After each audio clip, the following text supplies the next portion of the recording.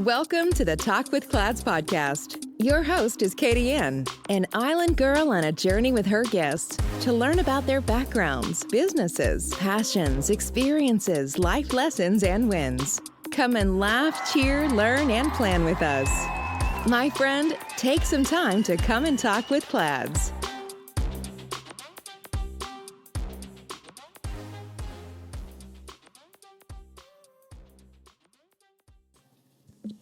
Hello world, welcome to Talk with Clads. My name is Katie Ann and I will be your host for today.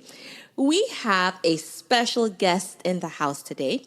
Her name is Mrs. Jessania Compare, and she is the owner of Not Your Average PateKode, and is a part of Global Media and Information Literacy Week. We will be speaking about some of the myths of infertility in the minority community. So, Jessania, welcome. Thank you. I'm happy to be here. All right. So, Jessania, you want to refresh the guests a little bit if they haven't heard you in your previous podcast, a little bit about your background and about your company. Sure. So, like Katie Ann said, my name is Jessania Compare. I am the CEO, owner, founder of Not Your Average PateKode, which is an all-around catering service, homely meal, private chef experience extraordinaire. I'm happy to be back. Okay. And aborting a different topic this time. A different topic. And this is one of the topics that you said, Katie Ann. This is what I want to talk about. I'm very passionate about this. Clads Resources and Consulting values its customers. Our planner Footsteps to My Vision is a 13-month planner that can be used for 5 years. It walks you through SMART goals, SWOT analysis, action planning, and holds you accountable through 3 monthly check-ins. We work only with top quality materials, innovative designs, and verified suppliers, which are guaranteed to deliver to our high expectations, because when it comes to our customer satisfaction, there's no room for compromise. Made with high quality PU leather and paper planner helps you focus on achieving your goals by giving you a sense of personal and professional satisfaction. Some of the amazing features of this product: Vision Board Planner, Luxury Pen, 8GB USB flash drive, wireless mouse, ultra elegant packaging box, available in 5 stunning colors: black, red, gold, pink, navy blue. Material: PU leather. 13-month planner. Elastic band for easy handling. Our Footsteps to My Vision is available at Amazon, Facebook, Instagram, our website, and at Walmart. You may also follow us at www.cladsresources.com, Instagram, Clads Resources, Facebook, www.facebook.com/cladsresources/. You're listening to Talk with Clads. Find more resources online at cladsresources.com. Now back to the show with your host, Katie Ann. Infertility, defined in the dictionary, is the inability to conceive. Right. The inability for a woman to conceive. Right. And woman or man? Well, yes, because a lot of times, yeah, I think I actually just did that, because a lot of times we automatically assume that it is the woman, and I just did that. Yep. Like I literally just did that. So infertility, I'm glad you cleared that up. That infertility is the inability for male or female to conceive. Yep. So what are some effects of infertility? I mean, it's an array of effects. It can be physically demanding on your body, mentally demanding, bone crushing. You have at times hopes or feelings of hopelessness. Right. Depression can set in. Honestly, it's just an array of things, to be honest with you. Like, just about anything that you can think of Right. can affect you in that sense. Okay. Now, do you think that women of color are more fertile than any other groups? And do they experience infertility? I want to say that I honestly I'm not 100% sure in that Right. case of if there's a class of women or a race of women who are more fertile than the other. I can say this for us women, as African American women, we definitely don't get exposed to the ideas of infertility even being a topic Right. in home. It's very taboo. Yes. It's very taboo. So I knew you were coming on. So I looked it up because I was like, well, I'm kind of curious to see if women of color are more fertile because I believe, we were used as slaves Absolutely. to reproduce for some. Gynecology was built on our backs. Yes. But it's a myth. Studies have shown that women of color are 1.5 times more likely to experience infertility than women of other races. The problem is that we just don't speak about it. Correct. So I'm glad that we're now having this conversation. So if you are a minority, you have someone to speak to, or know that while it may be a taboo in some customs, that it's still okay for you to speak about it. So tell us a little bit about what your journey has been like.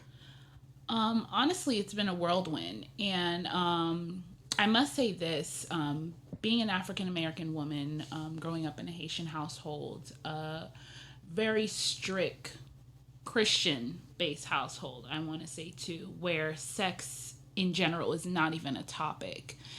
That itself plays out into your adulthood because you don't really find it necessary to really go to the gynecologist and see, okay, well, is everything okay?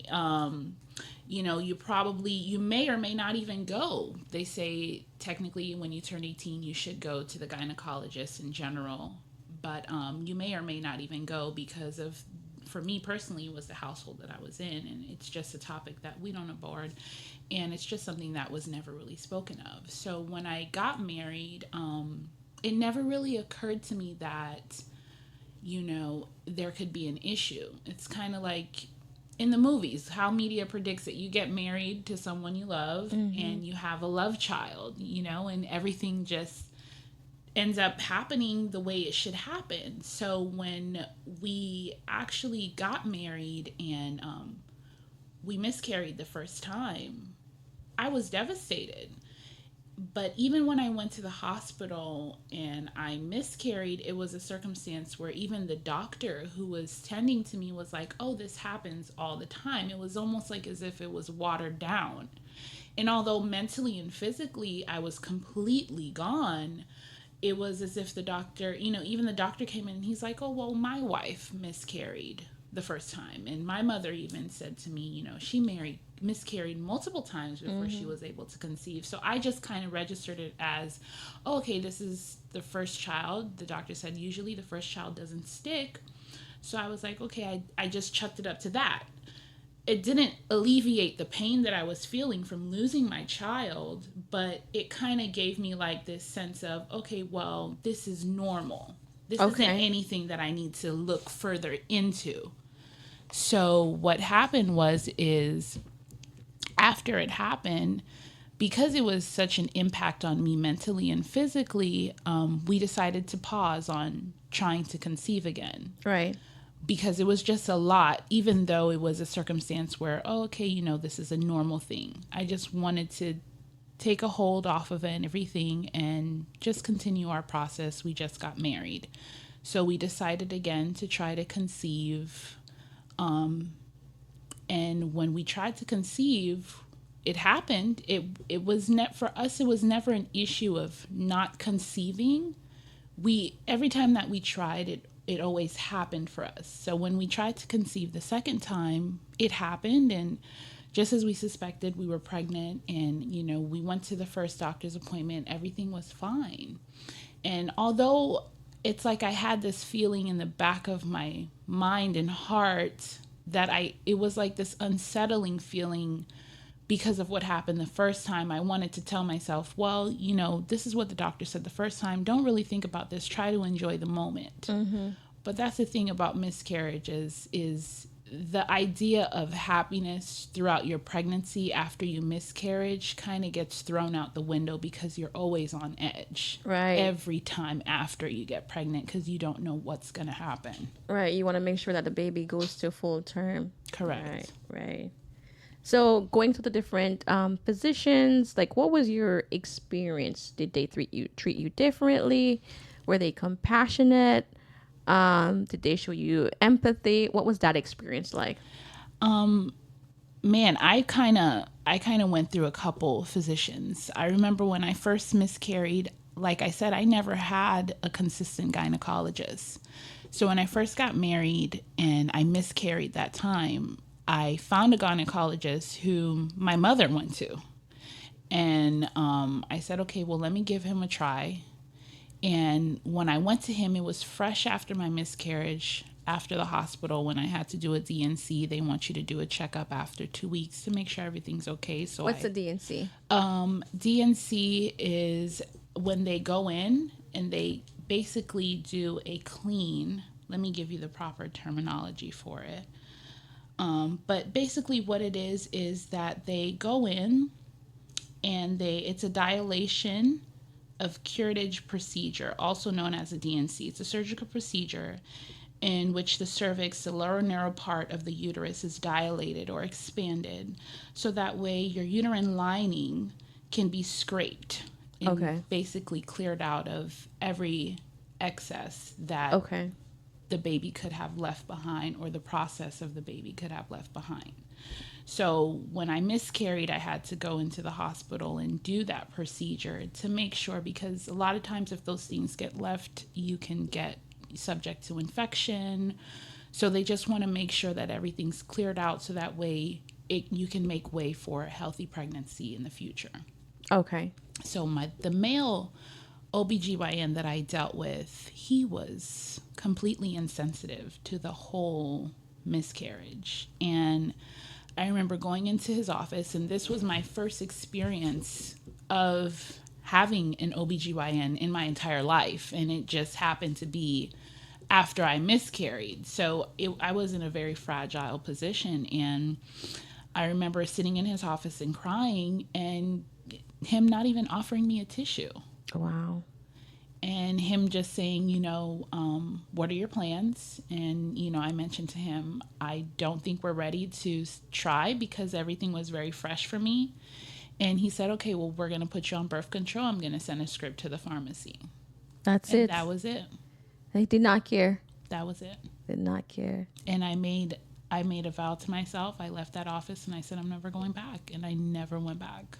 Okay. Yeah. I never went back. I found a different practice to go to, which is where I met my doctor, who was amazing. And she kind of walked me through my entire journey. And I have been so happy with her since then. Yeah. So, and I want to point this out to our audience because you are very young. Yeah.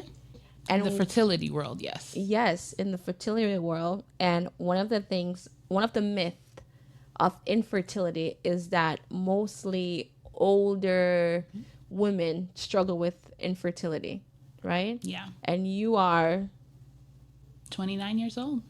29 and this happened when I was 28, 27. Yeah. So the stat says 6% of all married women in their late 20s are infertile. Mm-hmm. And the same percentage of married women in their early 40s. So though most women who seek infertility are over 34, nearly 13% of women in their late 20s receive it as well.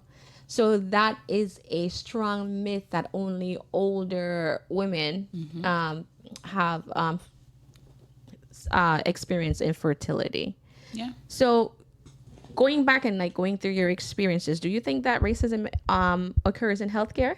Oh, absolutely. Yeah. Most definitely. Most definitely, without a doubt.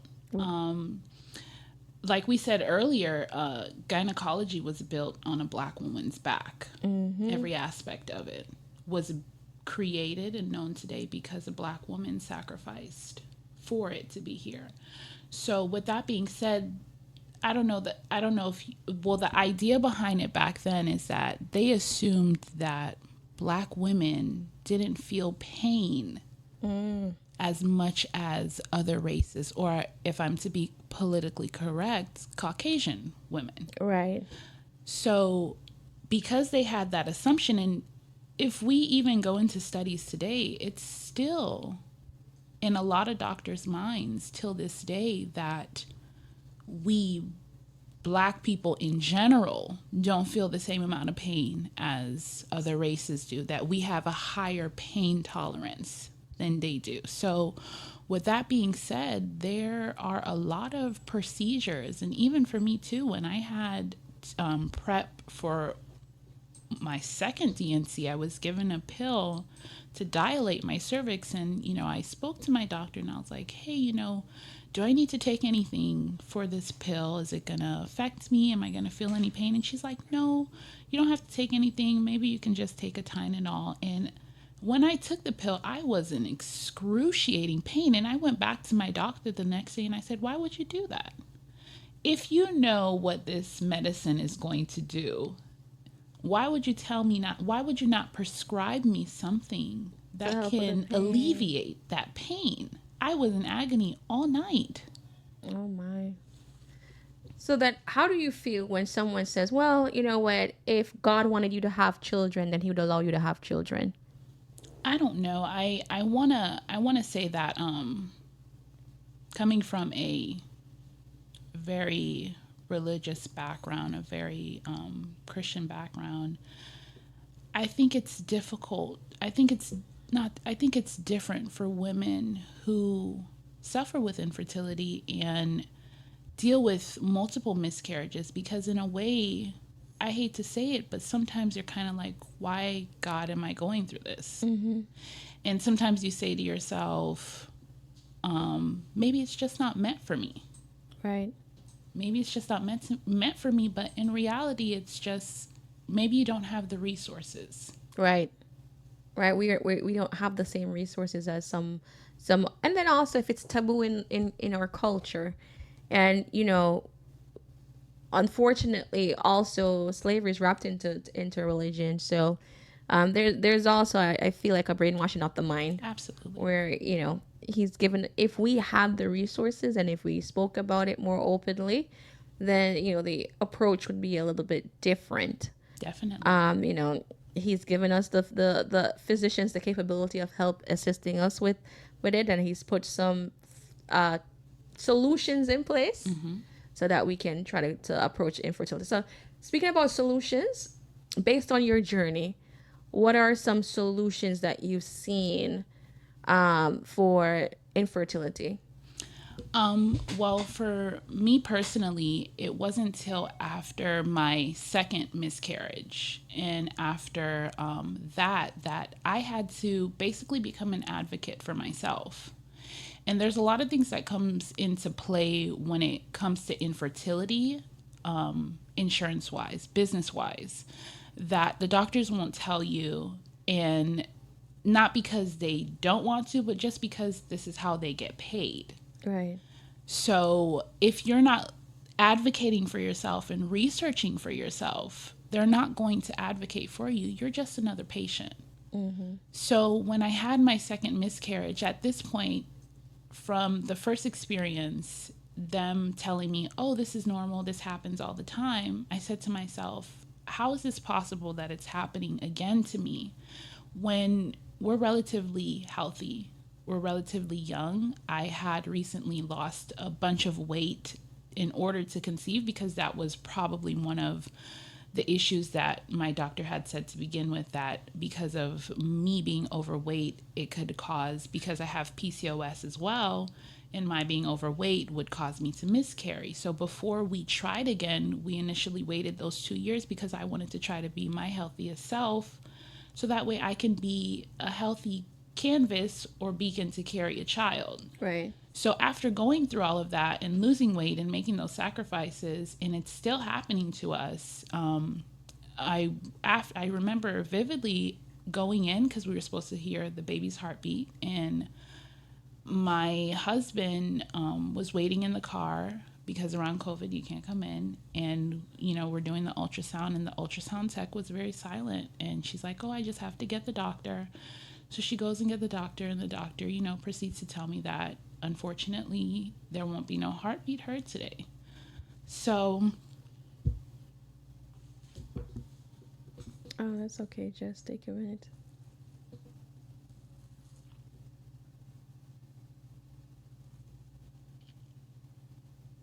Oh, you want me to get your tissue, Jess? Let me pause this. Let me pause. Infertility conversations at times can be really, really uncomfortable, and I do appreciate that Jess is here. I know you just had a little bit like you're reliving the moment, so we had to take a quick break. But thank you for just walking our listeners through, what your journey has been like. And I know right now, so talk about IVF, which is one of the solutions of infertility. Walk us through that process. Definitely. So going back to kind of where I left off so that I can jump into IVF even being an option for us. When I went through the second miscarriage, I actually, went in as an advocate for myself. Also, I want to say thank you for giving me this platform to talk about this. And it is a very tender topic for me because it is something that I am living, still going through now. Right. We're still in the process, but I feel like this opens up a gateway for a lot of other women who probably would be scared to even talk about it or mention it. And men too. And men. Who are maybe uncomfortable to even get tested. Yep. Right. So when I went in, because everything was so fresh and I had been going to the doctor, so when I went in for that DNC, I mentioned to the doctor, I need to know what's going on. We're relatively young. The PCOS had kind of subsided because I had lost a substantial amount of weight. So really, on paper, there wasn't really anything that should be stopping us from being able to conceive. Right. So she actually even mentioned to me, usually we cannot do pathology work because insurance purposes, you have to miscarry 3 times. Oh, wow. Before they consider you someone who has multiple losses. So repeated miscarriages. So the insurance, before they cover, you have to have 3 miscarriages? 3, before they can categorize you as someone who has multiple miscarriage problems, you have to miscarry consecutively 3 times in a row. So say if you get pregnant, you miscarry twice, get pregnant, and then miscarry again, you have to start all over again. So if you have to miscarry 3 times consecutively in a row for them to go ahead and then bill that insurance to find out what's going on. Oh my God, the trauma that is attached to that. Absolutely. The trauma. So I mentioned to her, I need to know what's going on because it just doesn't make any sense to me. So she went ahead and said that she will find a way, and this is one of the reasons why I absolutely adore her, because she went ahead and did the pathology work on the fetus. When she went in for the DNC, they took the fetus and did blood work on the fetus to find out maybe there is something going on to see, from where we can pinpoint what's going on. So I remember going into that office when she called me and said that she had the reports back. And sitting in the office with her, and she mentioned to me that it was a genetically based issue, and that it actually was a chromosomal issue. And she told me from which side it came from, right? Whether it came from the mother or the father, right. And she told me the sex of the child as well. And then after she told me from which side it came from, she sent us both to do blood work. Okay. To pinpoint exactly what was going on. So we found out that and this is why I want to say, I want to be as candid as possible, but it was a circumstance where our fetus had balanced translocation, which is a chromosomal imbalance. Not imbalance, but balance, if that makes sense. So basically what it is that we have 22 chromosomes. 11 comes from mom, 11 comes from dad. And so when they match up, they make your full DNA 22, half you, half mom, half dad. So because one of us are in balance, when one of their chromosomes go to match up with the spouse's chromosome, because it's unbalanced, it's your body will, luckily for me, I want to say that my body recognized that chromosomally my baby was not going to be healthy.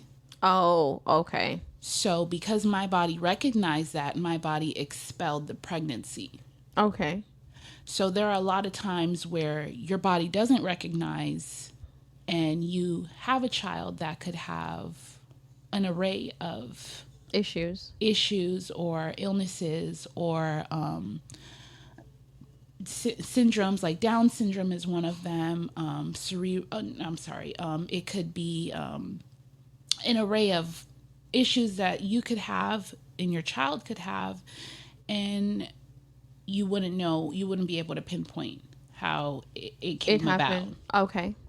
So for us, after we found out exactly what was going on with the fetus, they basically told us we had 3 options. And after doing research on balanced translocation too, because like I said, you have to be an advocate for yourself, and they will give you all of this medical jargon, and you will have to go back and kind of decipher and depict everything. So because it was fairly new for us, we went back and we did our research, and I joined a bunch of groups on Facebook, who had balanced translocation, and I had my husband do the same because it was from my husband's side, the balanced translocation. And from what they said, it's just a genetic imbalance that happens at birth, and half the time your parents don't even know, because you have some people who have balanced translocation, like my husband, who don't have any comorbidities, any illnesses, any issues. It's just difficult for us to conceive. And then you have the visual person who has balanced translocation. And you can see it. And you can see that there's something wrong. Okay. So they gave us 3 options. They said that we can continuously try to conceive. With that will come multiple miscarriages on our own, which is what happened to us, because we tried to conceive even after that, and we probably had 2 or 3 more miscarriages after the 2 that we had. Oh, wow. Yes. Oh, wow. So with that will be trying to conceive. There's a chance that you can conceive and have a child that has balanced translocation, like my husband, where they're perfectly fine. It will just be an issue for them in the future to conceive, to match up their chromosomes with their spouse's chromosome. Or you can have a child who can have apparent issues where their quality of life wouldn't be the same as, so to speak, another child. Okay. Or we can go with our third option, which was IVF. But not just simply IVF. We would have to do genetic testing with our embryos to make sure that the embryo is not a carrier of balanced translocation. So not only are we doing IVF and creating our embryos in the lab, we are sending our embryos out to get tested genetically to make sure that they're not a carrier of balanced translocation. Okay. So for us, it's a 3-step process. Right. And then after they send out all of our embryos to find out which ones are the carriers, which ones are not, then we would have to go back to do a frozen embryo transfer for the ones that are fine genetically. How costly is something like that? Here, it will cost you... Here in the U.S.? Here in the U.S., it will cost you anywhere from... I want to say $25 to $30 or $40,000. But I'm not doing it in the U.S. Right. I originally was working with a facility here, and I didn't really like the experience that I was having with them. I didn't feel like it was very personalized, because our situation, that's the thing about infertility, is that people don't tend to understand, is that it's like a DNA. There are so many different aspects of infertility. Yeah. There are so many different aspects of infertility and so many different avenues of it. Right.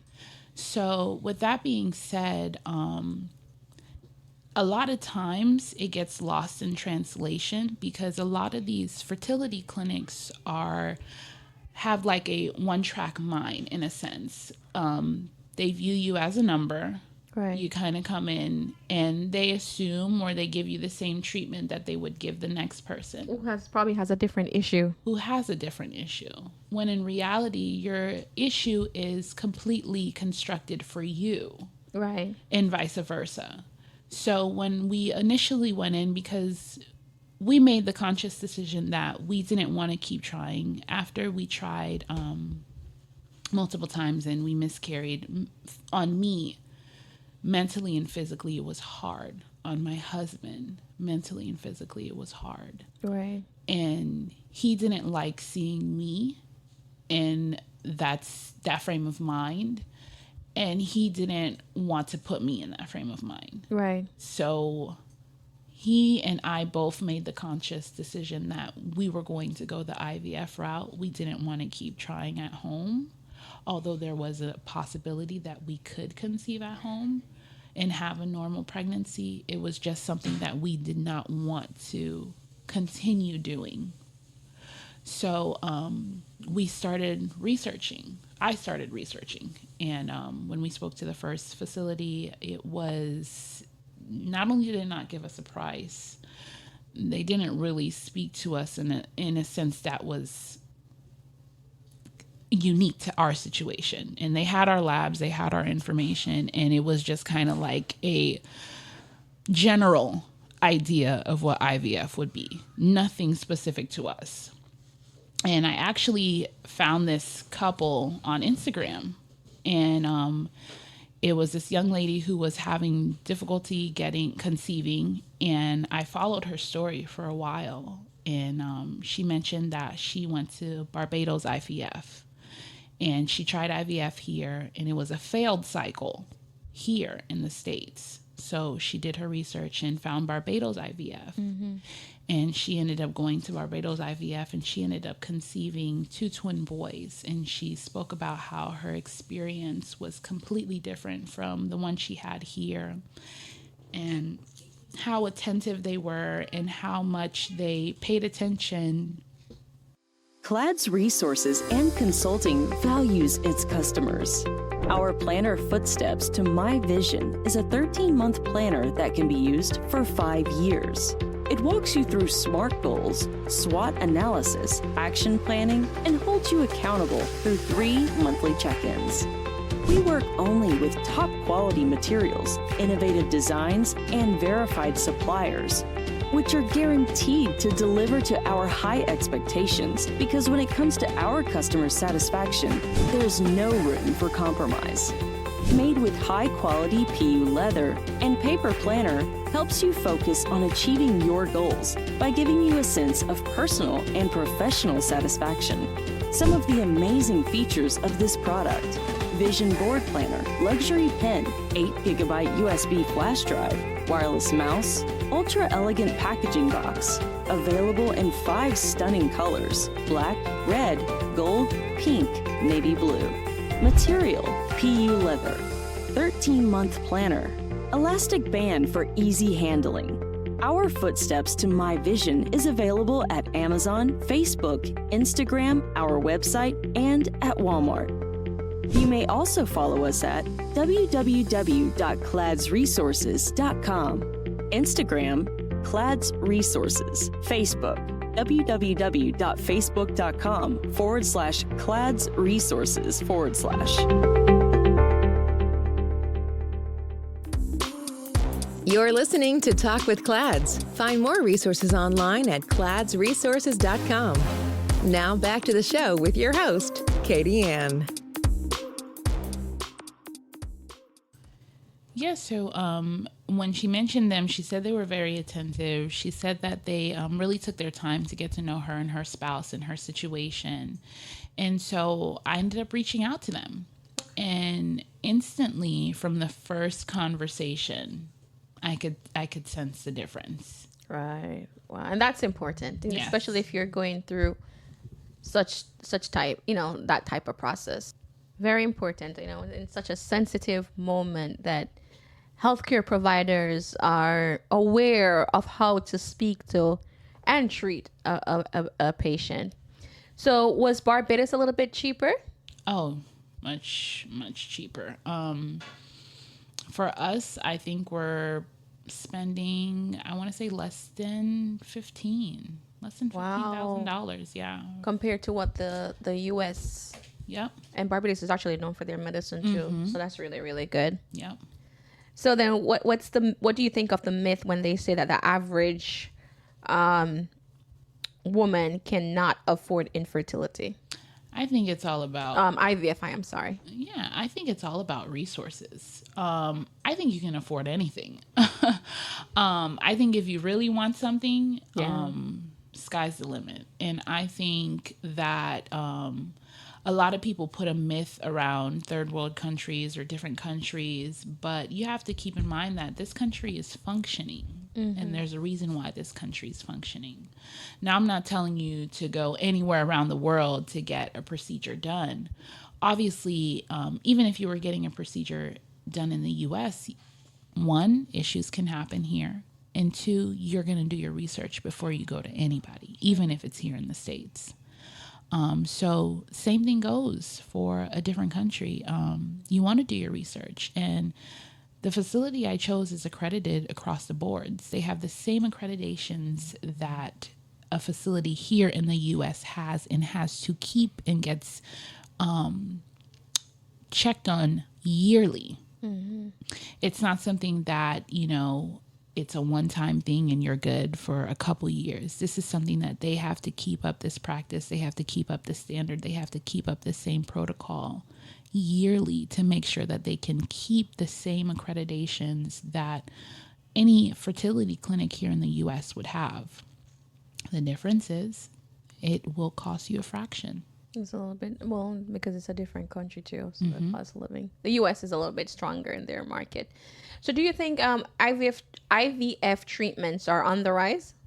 I really do think that they are. I honestly feel like naturally there are certain things that fall underneath that IVF bracket that a lot of women don't think about. A lot of women, a lot of men don't think about. Like when you get pregnant, naturally, normally for the first time you're excited. You don't really think about, let me do genetic testing. Let me make sure my fetus is okay. Let me make sure, because a doctor can see if your child has Down syndrome or something before the child comes out. But you have to be like, can you check it? They're not going to go out of their way to say, hey, do you want to get this test done? Do you want to get that test done? Unless they see something that is wrong. Unless they see something that's wrong. And a lot of times things slip through the cracks. And even then, sometimes that they can be inaccurate, because I remember having both my sons tested because they thought they were going to be born with Down syndrome. And that was not the case. So when you say you have to be an advocate for yourself, because when they said to test and, I was waiting to my pregnancy, maybe you don't want to have the kid. I was like, well, wait. Why is this even a conversation at this point? Yeah. But you do have to be an advocate of your for yourself, and sometimes race does play a part in it. Oh, for sure. So going back, so you're now in the Barbados, and you said great facility. So, we actually contacted them simultaneously while still speaking to the IVF facility here in the States. And it's It's a renowned facility here. A lot of people go to it. And for both appointments, I sat down with my husband in the car. We had a phone appointment with a doctor here in the States. And then same situation with Barbados IVF. And what I loved about Barbados IVF is they're like, send me everything you have. Send me all your labs. Send me everything all the tests that they've taken, everything. Send me everything you have. We're going to send it to our doctor. And from there, you'll have an appointment with the doctor, obviously via phone call, and kind of see what we can do for you. So honestly, when we had that conversation with our doctor, which her name is Dr. Skinner, we love her, she was so upfront with us. She even had, and it's funny because she had mentioned to us, she's like, I do see the break in your husband's chromosome. And she's like, you guys are relatively young. She's like, I wouldn't be surprised if you guys got pregnant on your own. What IVF facility would tell you, hey, you can get pregnant on your own? Because they want where the money resides. Okay. So when she said that to us, we're like, what? She's like, yeah, if you want to take 6 months and try on your own, do so. I wouldn't be surprised if you guys did go ahead and get pregnant on your own and everything was fine. She's like, but this is what we can do. This is what we can do. And I'm going to have a genetic counselor reach out to you guys, to speak to you guys, to tell you a little bit of that aspect, because we would have to genetically test all of the embryos. Sure enough, we had a genetic counselor reach out to us, which is something that we didn't get here. Oh, wow. They told us balanced translocation. We had to figure out what balanced translocation was. In my life, I've never heard this term ever. I have never heard it until I'm speaking with you. And I found a whole community. Yeah. I found a whole community of different parents, women, men who have it, who are trying to conceive, who did conceive, who have children who has it, who has children who don't have it, who have some women who have lost track of the amount of miscarriages they've had before they can finally conceive a child. So when she said that to us, we took some time. We tried to conceive. We did conceive, but we miscarried every time. Right. And we started making our payments. They gave us a quote. Even after before when we spoke to her, she told us what she said with us possibly being able to conceive on our own. And if we wanted to take some time, we can. It was never a forced thing for us. It was really about you, the patient. Yes. And she's like, she was telling me about what she saw in my labs. And she's like, you guys are young. You guys can conceive on your own. Of course, there's a risk. Of course, she told us what the options were, what the possibilities were. And, she never wanted to, push anything on us. She didn't want to change our perspective. She just kind of wanted to be a guide, which is essentially what we needed. Very good. So let me ask you this, because you had multiple miscarriages. So you did hit the 3 mark. At 4. Right. But then, so what would the insurance cover? Like, what types of treatments would you then qualify for? Unfortunately, insurance doesn't cover IVF. It does not cover IVF. I mean, my insurance does not cover IVF. I know there are some insurances that do cover IVF, but it's not like every insurance covers medical doctor visits, This is something that I feel like happens more often than not. And I honestly feel like it should be something that insurance is put out there more often than not to, hey, if this is a circumstance, I really feel like in this circumstance, when it comes to infertility, that insurance there should be a clause or something, like certain things, like if you needed to do weight loss surgery, if you use medically necessary, your insurance might cover it. So I feel like it should be the same situation when it comes to infertility, that there should be a clause within certain insurance companies that if it's medically necessary or if you have no other option and it's needed, then it should be covered. So, what questions should someone ask when they're seeking about infertility treatments? I definitely think that one, there isn't an age limit. I think that women of all ages should go to their OBGYN or their doctor and inquire and just ask, us women, this new generation of women that we are goal oriented, we are business savvy, we are dream driven. We, basically hold everything on our shoulders. We go to school full time, we work full time, we want to get where we want to get before we have to think of, okay, well, maybe when I get here and I get there, then I'll think about having kids. So we put that on the back burner. Or, we have it and we don't really think about, if there's an issue.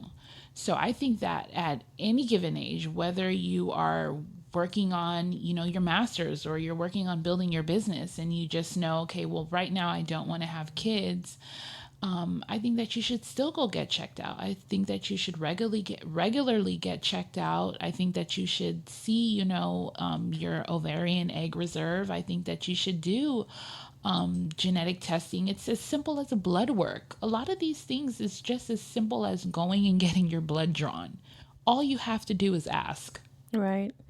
And then it helps with the myth of, one, it's not only for older women, because I think that's the biggest myth ever. Two, that it's only for a female. It's both male and female. Absolutely. And three, that it only, like, minorities are so fertile that's not a minority issue. And it truly is an issue in the community, but we just don't speak about it. So I do like the fact that you say to educate, and advocate for yourself. Yeah. Right? You did your own research. Sure You did. joined the different communities, and then you advocated. If something was not what your standard was, then you seeked an alternative method. Right? Yeah, So thinking outside of the box also helps. absolutely. Right. So how has infertility affected you financially? Well, it definitely put a lot of things that we wanted to accomplish on the back burner. It is costing us a decent amount to go through infertility treatment. And there are certain things that we wanted to get accomplished that we're unable to get accomplished because we have to use that revenue to go towards our infertility. But I like to look at it as there's no timeline or no time frame to get what we need to get done. Right. And I like to look at it as when we get there, we'll get there for us. And, we're our biggest critics in every aspect of our lives. I know I personally envisioned at this age where I would be. Like, I knew in my head back when I was maybe 18, 19, that, okay, at 29, you're going to be X amount of kids, X amount career, X amount of properties. Like, you're going to be damn near retired. Like, I honestly was like, okay, at 29, if you're not established, then what are you doing? Right. And in reality, it's like, and even speaking to my therapist who was older than me, and I mentioned that to her, I said, where I envisioned myself to be and where I am is two completely different things. And she's like, that's all of us. In Jamaica, they like to say, "Man a plan, God a wipe." That is true. Like, whatever your plans are, sometimes in life, that's not how it works out. But then you always just have to adapt. Oh, absolutely. And because we didn't think that this would have been a circumstance for us, we didn't plan for it. So what we did plan for ended up compensating for our circumstance now. Right. So it's just riding the wave. Riding the wave. So what advice would you give to a male or female who is currently struggling with the issue of infertility, or the potential issue of infertility because they haven't gone through testing. They don't know what their status is, but they're afraid to even start. Like, what advice would you give to them? Number one, I would tell them to take the shame out of it. Because personally, it's a burden on you, because men may look at themselves as less of a man. Women will look at themselves as less of a woman, when honestly, it's something that is completely and utterly out of your control. Right. So for one, I would honestly say, if you need extra help, seek extra help. You know, if you need to speak to someone, because it's not that simple. I can understand that, because I deal with it. I've dealt with it. I am dealing with it. But there's beauty in speaking out, because it's someone else's experience and courage to speak out that led me down my path of finding a way for us to even have the ability to do what we're doing. So there's so much that goes into just expressing and speaking on what's going on. Not only is it healing for you to know that, you know, it's okay. Mm-hmm.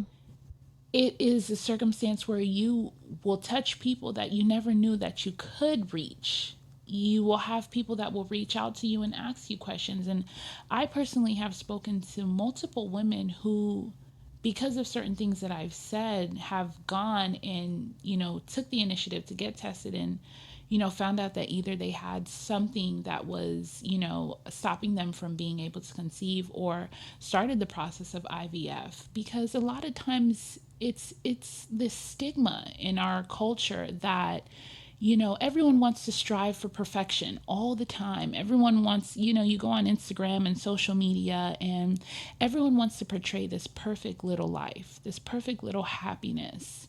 And nobody wants to talk about the flaws. Nobody wants to talk about the dents, the bumps, the roads. You know, it's almost as if like people are afraid to talk about these things, when these are the very things that made you who you are, and that continue to, you know, mold you into the person that you are. So for me personally, I would say, don't be afraid to speak out. There are even times for me when I go to post something, I, you know, second guess it, and I say, should I even be this vulnerable? Should I even be this transparent?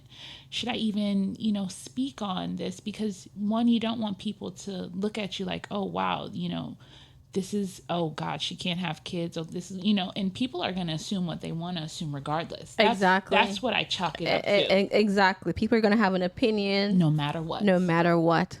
So when I sit back and I think, okay, Jessania, if your only reason to not post this is because you're afraid of what someone else may think or what someone else may say, then you need to post. Mm-hmm. Because you're not doing it for people.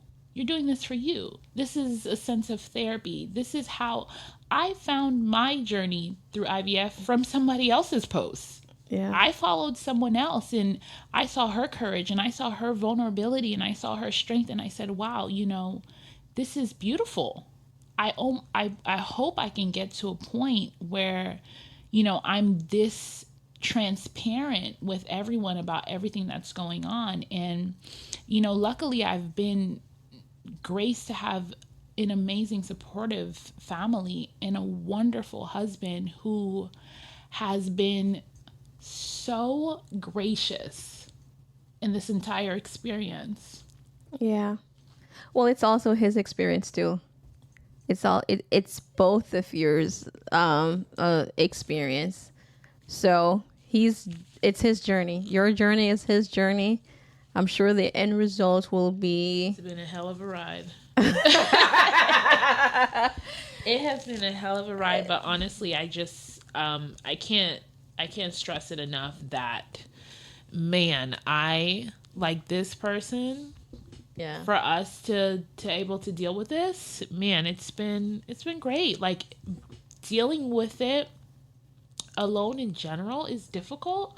Yeah. And then the possibility of not having that support is just, or, you know, that acceptance, because it's like this taboo thing in, you know, in general in our culture. And then even for me, I'm like, I'm one of 8 kids, and, you know, I don't have kids. You know, my siblings, a lot of my older siblings have children. So it's kind of like having that big family, you're afraid of how people may perceive it. And I can say that, my entire family has been completely supportive, down from my mother-in-law, who doesn't even understand, the idea behind why we're even, having to do this, but she's supporting it. Like, she's there, she's willing to help in every way that she can. And, everybody's just waiting, to have that little extra piece to our family. That's really good, because they understand the concept of the village. Yeah. And the role that the village sometimes play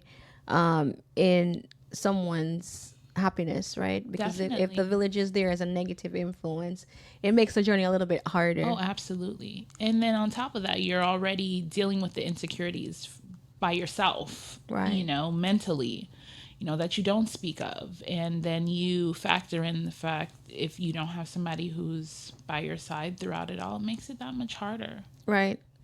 So I am so excited and happy that you came. I mean, this was something that I will say, you said, this is what I want to speak about. Oh, I was 100% sure this was the topic. She's like, this is what I am going to speak about. And I am learning. I never knew about, when you said the balance and the lack of balance of the chromosomes. Like, you never know. And so this is why I actually love having this platform where it's, I love to learn. Definitely. And then I love the ability to have our listeners learn. And so you just coming in and educating us about a topic that is so taboo. I would say it's probably the last 2 years or 3 years that I've heard anyone really, because IVF exists. Exists. Infertility exists, but women don't want to talk about it. Nobody. Men, forget it. Not even in their vocabulary. Right. And I think my last employer, we had some people that were on IVF and they were more willing to speak about it. And I was like, oh, wow. Yeah. And the stigma also that comes with IVF, because you think it's a rich person's treatment. Only rich people can afford it. And then the people that I saw getting it, I was like, well, wait, no. Yeah. I wonder if they have money. Some type of old money sitting somewhere. Where is the money? And I realized that these women were regular 9-to-5ers this is what they wanted for their family, or to expand their family. And this is what they were doing. And they were open and discussing what their journey was like and the experiences that they have. And some of it was not very positive. Yeah. Both of it for them. Was not positive, but they did it successfully through IVF. They were able to have children. So, I'm learning, and I hope that or listeners have learned more. And so I'm gonna give you the last word to speak on infertility in the minority community, and also, what is one question that I did not get to ask you that you wanted to discuss on that topic?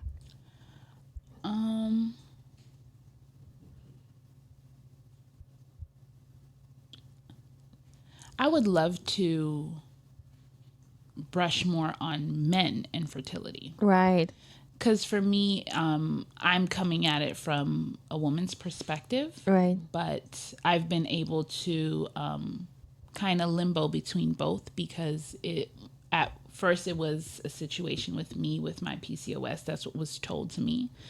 And then we found out in turn that it was balanced translocation from my husband's aspect. So there's a lot that goes into men infertility, and so much shame and so much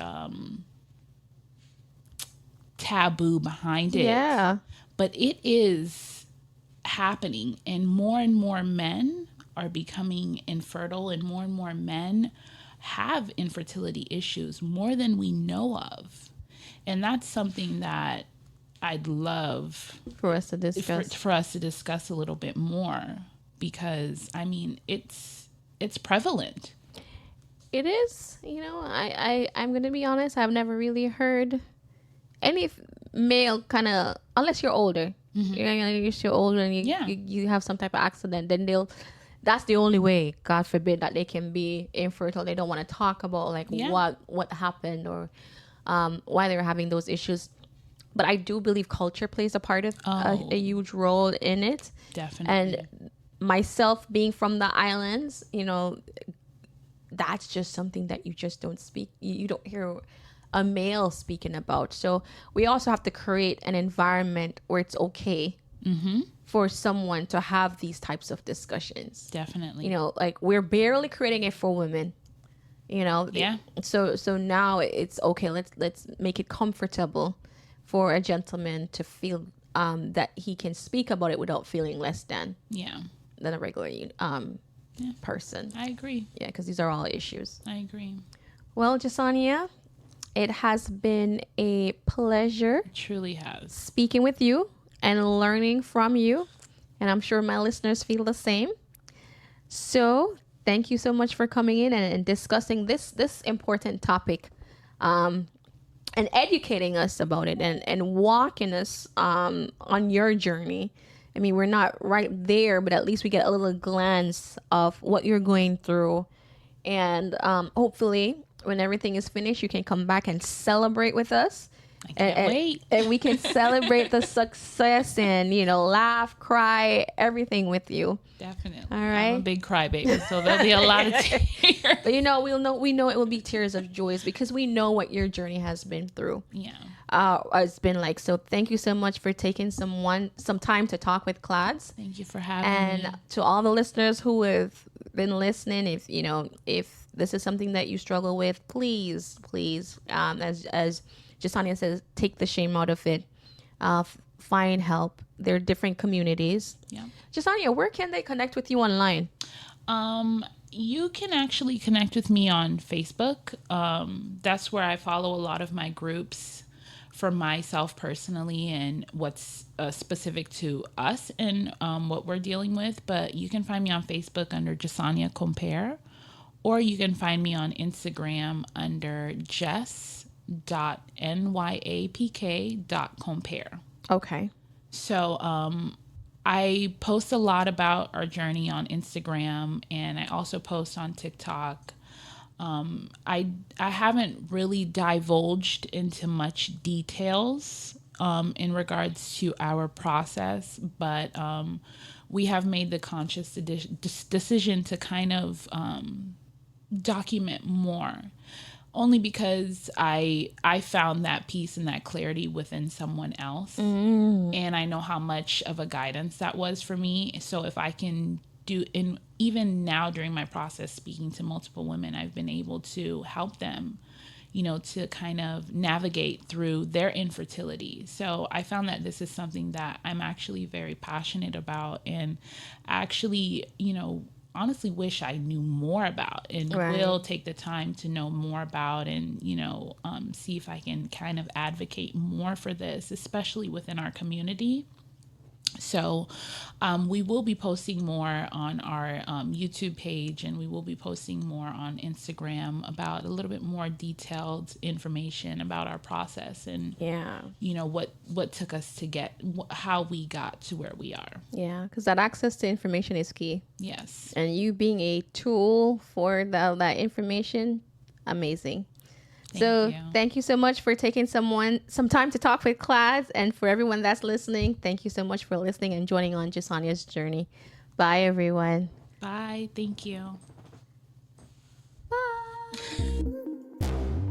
Thanks for listening. Find us on social media at Clads Resources and online at www.cladsresources.com. Our planner, Footsteps to My Vision, is also located on our website or on Facebook, Instagram, or Amazon.